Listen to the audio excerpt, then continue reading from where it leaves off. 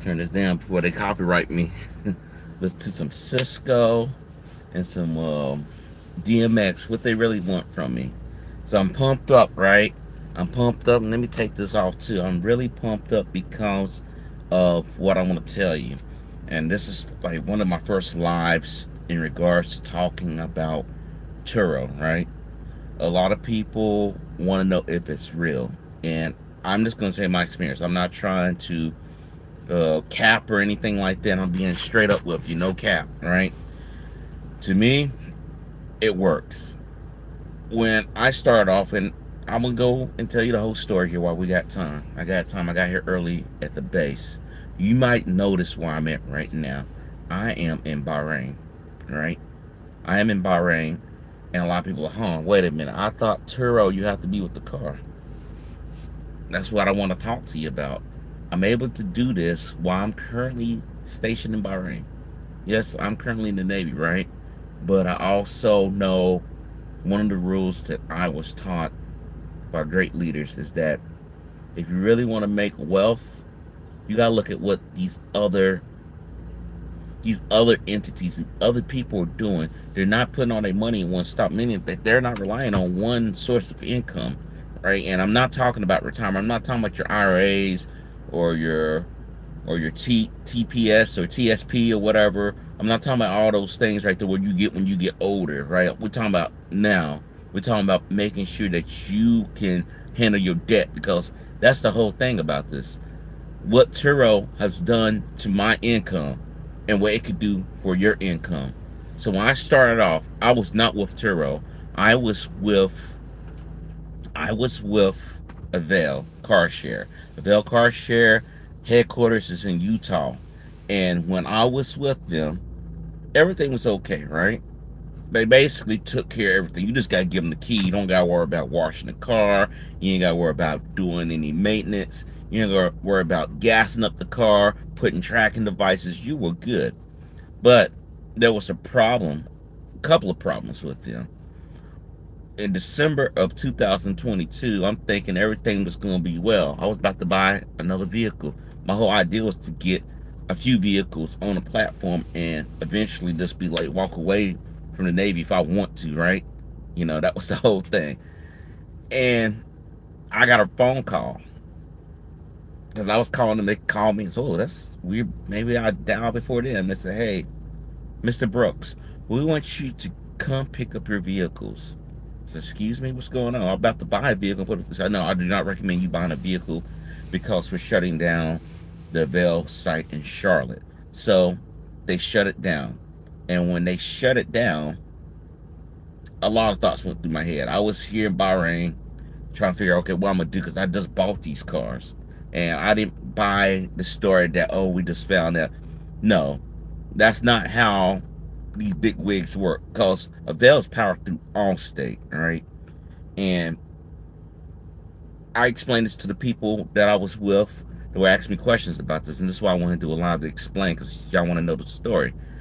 I believe during COVID, you know, everything went down, right? Insurance companies weren't getting paid because there was nothing going on, right? No one's paying a premium when that car, they can't go nowhere. They're probably, I'm not paying this. I have no money coming in. I can't go nowhere. I'm stuck here. Things like that. So I believe Allstate tagged up with Avail at the time being and allowed people to use their cars to make income, because they saw what Turo was doing, but they didn't want to go all into that, right? Because we're going to talk about the two different things, right? You can make income on both platforms, but it depends on how would you facilitate it. With Avail, it's very easy. Just hand them the keys. There you go. That's how you facilitate it. They take care of the rest. With Turo, you require use a little bit more effort, but a lot of people get it twisted. They think that they got to physically be there to do all these things, and you don't have to physically be there if you got a team. That's how I was able to do it, right? But it's more to it than that, right? It's not complicated, but you know, making sure you got automation in place. I'm a guy, before I did all this thing with Avail and Turo, I dealt with automation. And automation to me is the best thing to have when I'm doing bookings, talking to customers. If I want to take the car to a car wash, I can just streamline everything because it's easier. So anyway, going back to the story, Avail said, "Come pick up your cars." Was shutting down in January. It's tough luck, sorry. And they didn't just shut down in Charlotte. They shut down in all the areas other than Chicago and Utah. Because there was talks about, hey, maybe you can move your car up here. And I was looking at everything. And I started thinking, like, the more I think about this nonsense that they want me to do, the more I don't want to do this. And I was talking to family members, and they said, well, your options could be to just turn the cars back in, which that was not looking good for your credit, okay? And nothing was wrong with the cars. The cars work. We were making money. The proof positive was working. We weren't making a lot of money, and I'm going to tell you why. We weren't making a lot of money, but we're making money. We're making a decent amount of money, right? We're bringing in about 5 figures just using 2 cars. But you weren't seeing 5 figures, and I'm going to tell you this why. Because if Avail is charging customers about $100 or $200 a day, and then they're only bumping up the newest car. So if for example, I had a 2019 when I first started out. If you got the 2022 or 2023 model, guess what happens? They put you at the bottom of the list. They said, well, if anyone wants these cars, we'll go ahead. And when I went up to the airport, you could tell that these cars have not been washed. They have dust on them and everything. So I'm just like, nah. So I noticed this back in October of 2022. I said, why have my cars not been running? Because I track everything. They said, well, sorry, we just picked the newest cars up first so people can get them. I said, but that's not fair right there. According to your guidelines, you say that even if you have a bunch of cars, just say you do probability. If I have 30 cars and you have 1 car, the chances of me getting my car rented out more increases. And then another thing too, they put a cap on how many cars you can have underneath your name. And I thought about everything. Like, I was like, okay, they don't want you to make a lot of money. They don't want you to succeed. When we start looking at, okay, they don't want to help. They just want to shut everything down. They want to work. You try to call the people that they were trying to tell you that you could put your car to. I said, well, what if I tow my car? I have the car sent there and then have someone there say, no, you have to be there all the time for your car. And then they put out a disclaimer. And I knew that was the nail in the coffin. They put in a disclaimer that you have to be a resident of the Chicago area or Utah area, no exceptions. So that basically say people who have the same idea I had, we're gonna shut that down. So that's what took place. And I was just like, I was through. So my nephew, I have to give credit to my nephew. My nephew said, why don't we try Turo? He said, I'll back you up. I will help you as best ability that I can, but I don't think you should quit. So I will give kudos to him on saying, hey, do Turo. He told me about Turo. I'd seen Turo before, but I wasn't giving any thought because it's all about what I heard. Oh, you got to do a lot of work, it's this and that. And I said, let's break this down. If there's a will, there's a way, all right? You can put it in your mind, you can hold it in your hands, as they say, right? So we start looking at what we could do to get that car, get both the cars over there. And start off with 2 cars, and we've grown significantly, right? Like, my problem is not about if the cars get booked. It's about I need more cars. That's the thing. And it's not a money problem. It's a staff thing, which is a good thing in a way, right? Because you know, okay, you got something that's working. I'm looking at right now with messing with Turo itself. I started in January. I made over $10,000 so far with them, with just the limited amount of cars I have. The idea is to grow up to a 20-car fleet. All right, and it's possible. A lot of people, there's a lot of cars. No, that's not nothing compared to what I hear from other people, because it's ways to get around stuff. You can buy parking spots. You can put your cars in different areas. You can put them in neighborhoods if you needed to, if you got a good contract with the person you're going to allow to park your car in. And that's no issue right there. But with the income, I love it. I see a lot of people at work complaining about their money because they're relying on one source, right? They talk about housing and stuff, but as you know, the housing market's not looking too good. And Airbnb, from what I just heard, they're clamping down. They're making people have all these licenses, right? So it's making it where they don't want people to uh, abuse the system. I won't say Airbnb's wrong because I like Airbnb, but you got a lot of people doing nonsense. Oh, it's a fingerprint on the window. That's $100. A cleaning fee of $1,000. I only was here for a week, and the place looked pretty decent. Oh no. So a lot of people start complaining about the system. They didn't police the system, as I see Turo automatically have these things in place that, hey, you can only limit your cleaning fees to $150. I seen a newsletter. Used to be $250, so we're limited to $150. Make sure that you do your claims on time. They lay out everything. And I think the misconstrue of understanding Turo, when I initially started talking to my friends, we talked about this probably a year before I started doing Avail, because this was a whole process for years, right? They were like, well, I don't know. I said, guys, it can work. We can get cars. I was thinking you can get cars, you can finance a couple of cars. Turo, you don't necessarily have to finance them. They offer financing, but you don't necessarily have to do that, right? I believe that if you do cash cars, and the reason being is because I have cash cars on my system. I have a couple cars right now that I financed when I was doing Avail, and I rolled them over. I rolled them over into Turo, and it's been working. And to me, I think that's the best ability to do when you have your vehicles on a platform like that. Does it create headache sometimes? Yeah. When I started off, I won't sit there and paint you a perfect picture. When I started off, I had customers, right, that just didn't treat the car like they should treat a car. And again, when I did this whole thing, I was telling someone, I said, you have to not be personal with these cars. They're your business. They're not your personal vehicle. Because one of my friends that I was going to do this with, she kept talking about all these high-end cars, and then it was at one point she was talking about, well, I could drive it sometimes, and that's the opposite of what you want to do if you really want to make money. Do you want to be stunning, or do you want to make money? That's the question that a lot of people don't really put together. And for me, I thought this is the best way to do this. Put the cars out there. Get cars that everyday people use. I'm from Charlotte, North Carolina. I drove those highways up and down, left and right, from being 16 years old all the way up to now, right? With the exception of being in Bahrain. And I know what those people are driving. A lot of people are arguing, you could get exotic cars. I said, okay, let me ask you this. How often do you see exotic cars driving in Charlotte, like regular, like tons of cars driving like that? Lamborghinis, Ferraris, Porsches, things like that. You'll probably get someone to rent it out, but it's not going to be as often as how I'm going to rent this everyday car. And what I mean by everyday car, I'm talking about the car that you take to go to work. Like for me, you don't see me stunning in a Honda Accord. I did the seats and stuff, but again, this ain't one of these cars I'm stunting in, things like that.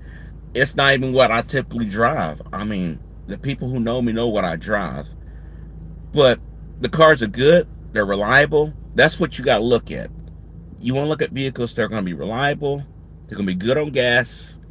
They're going to do the mission that you need it to do. If people want to go out on the weekends, they want to go out to the mountains, they're going to go for an SUV. I have one in my lot. If I got someone who's trying to save as much money on their trips going in and out of the state, they're going to go for fuel efficient vehicles like the Sentra, right? You could probably put $12, or I won't say $12 now. I would say about $30 in, maybe less than that. And that thing can get you all the way up to DC and back. True. And then, you might want something where it gives you that fuel efficiency, but also gives you that room. I have that. I have multiple things, and that's how you got to be. And you want to look at what you're doing at the end of the day. With this income that I'm talking about in mind, is that it can change your life. It can change your life for the betterment, right? A lot of us are contemplating right now about how do we handle this debt that we're going through. And I'm not talking about the national or global debt or anything like that. I'm talking about our own personal debt. A lot of people are walking around now, even on this base that I'm talking about, making six figures but broke as hell. And you'll say, Luke, that sounds crazy. But let's hear me out. A lot of people spend money that they don't have yet, right? A lot of people put a lot of stuff on credit. I'm a criminal for that, right? Oh, I want to get that now. I don't want to wait. I got credit. But right now, they're cramping down on credit. Right now, prices are going up. Right now, credit scores are going down. So they're making it where it's impossible for people to do things. And I told myself I was not going to be a slave to debt anymore. So I started thinking about it. Now you can wait it out, right? That's one option. You can say, okay, I'm gonna sit here and finish my time in the Navy, but you don't want to have that one plan, right? I don't care what you do. Anything can happen. You can get sick at work. You might have mental stress issues. I've saw people just snap at work, even though we're not shooting off rockets and missiles and things. It's just the work environment, right? And a lot of people go through a lot of stuff. So I look at folks that hate their job, with a passion, and they hate it so bad that they're saying at the end of the day they don't want to be here. But guess what they do? They come right back in there. Now, I'm not telling you that you need to walk away from your job just like that, right? But you got to start making plans to make a better life, to make a better you than what you were yesterday. So that means, hey, I need to sacrifice some of my time while I'm watching TV, watching Netflix, and start getting on the keyboard, start getting in front of the camera, start figuring out a a skill that people want to have. I can grow this into making more money than what I'm doing now. And I told the guys that work with me now, I say, this can really make money. And they're just like, well, I don't know. Because the thing is, they're accustomed to having money easily coming to the 1st and the 15th. But then it's not enough money. I call it enough money to survive, but I'm talking about money for you can thrive. Enough money where you can start using the money that you get from a system like Turo and start buying different things, get into different things. Like I do ATMs, I do Airbnb, I do digital marketing. It's like stuff like that that you can use that type of power and say, hey, I'm gonna use this money over here to grow this thing over here. And it's possible. It's been possible for me to do this. I've been able to do the things I want to do. I've been able to show my family that we can be independent. We don't have to work for anyone. We don't have to work a 9-to-5 job if we don't want to. We don't have to be working on this base if we don't want to. It requires you to have effort, right? That's the main thing. That's the main thing that stops everyone. When people start talking about, well, what I'm going to do, I want to lose weight. Okay, are you going to the gym? I just want to lose weight. You know, people in hell want water. Ice water, to be exact. But we have to be smart. We have to take what we are doing and really, really look at what we're trying to do at the end of the day, right? What we're doing now, is it making you happy? Is it going to make you retire rich? I had one guy who talked to me. I won't say his name, but we're in a class and we're talking. He grabbed this other guy and he said, hey, you know, you retiring stuff. And he retired at a decent rank. So you think, oh, okay, he's got some money. He said, no, I don't have that type of money anymore. So what you mean? He said, you know, when you retire, you don't get that whole pay. You don't get that extra, what's it called? Extra supplemental accounts, right? Meaning that for the military, like for us, for the Navy, you get like allowance for food. Here you get COLA. It's basically, you know, cost of living allowance. Basically out here where it's expensive, you get your base pay. If you got a family, you get family pay. The only thing you walk away with is if you got disability, a disability check, and then that's a monthly check, and then you get your base pay with a deduction on it. So you don't get that full amount. Let's say for me, if I want to finish 5 years from now, right? I will only get half of what that is on there, right? If you stay longer, you can, but do you want to do that? That's the question. And some people, I don't want to do it, but then they don't think that's the only thing they can do. That's the only thing they can do. They can't do anything else. It's like someone being in jail. If you've been in jail all your life and they say, well, okay, you're fresh, let's do something new. I don't know anything out here in this world. They commit the crime and stay in, stay as long as they can. But to him, he was used to a lifestyle. I didn't have to ask anything. He was used to having this type of lifestyle, and he didn't cut it off at a certain period. So if you know you're supposed to be getting out, for example, you don't say, well, next year I'm out unless you got your finances together, right? If you need to have so much money put away, I'm not talking about retirement. I'm not talking about, well, when I retire and I can draw for Social Security and all these other things. You got to look at everything. Because guess what? Everything's going up, right? A lot of people got burnt like that. And he said he had to end up going back to work. He does this teaching gig, but he's not really happy. He's like, well, it pays the bills. That's what he said. This pays the bills. He was like, well, if I want to fly from this point to San Diego every weekend, I couldn't do it. And the guy was just looking, he was shocked, like, man, wait a minute, you have a business, sir. Or no, you was in the military for X amount of years, and you tell me you can't do it. I said, no, I can't do it. So that should tell you something. So I didn't want to put myself in a situation like that where I'm relying on a check to come out when I retire. I'd rather do what I know what I could do. And with Turo, it does create a challenge, a positive challenge.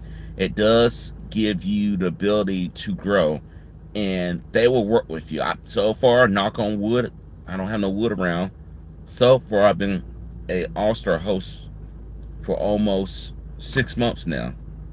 5-star reviews. Now, I probably gonna get a bad review with this one customer I got, but I think that's not nothing to worry about. I just think the customer is just a little odd in the head, and you're gonna have that, right? So, guys, I'm gonna wrap this short because we've been going over. I went over a little bit too long. If you're serious about learning how to do this, and don't forget to subscribe, guys. Please stay tuned and look at what I have to offer. Look at the channel, look at the playlist about Turo, and you be the judge. There's going to be a course that's already out there for you that you can go ahead and check out. Check out the course. You'll have nothing to lose. I walk you through all the details. I walk you through everything that I'm doing to get going. And this is an ever-growing process because things change, how we approach people, how systems are put in place. But with this course, it will allow you to go through this whole process from you looking at the car to you buying the car to you putting the car successfully onto the platform and making money, A through Z. Okay? So it's up to you. Again, it's all about effort. If you really want change in your life, you will get up off your ass and make that change happen. You may not do it with me, right? You may not say, I don't want your course, but you're going to do something to make it happen. So, guys, I hope that you understand where I'm coming from. I hope that you have a great day. Don't forget to subscribe, like, and then comment. Let me know what you think. What do you think? Where do you want to be in 5 years from now? Are you satisfied with your job that you're currently doing? Let me know down in the comments. Let's talk. Talk to you later.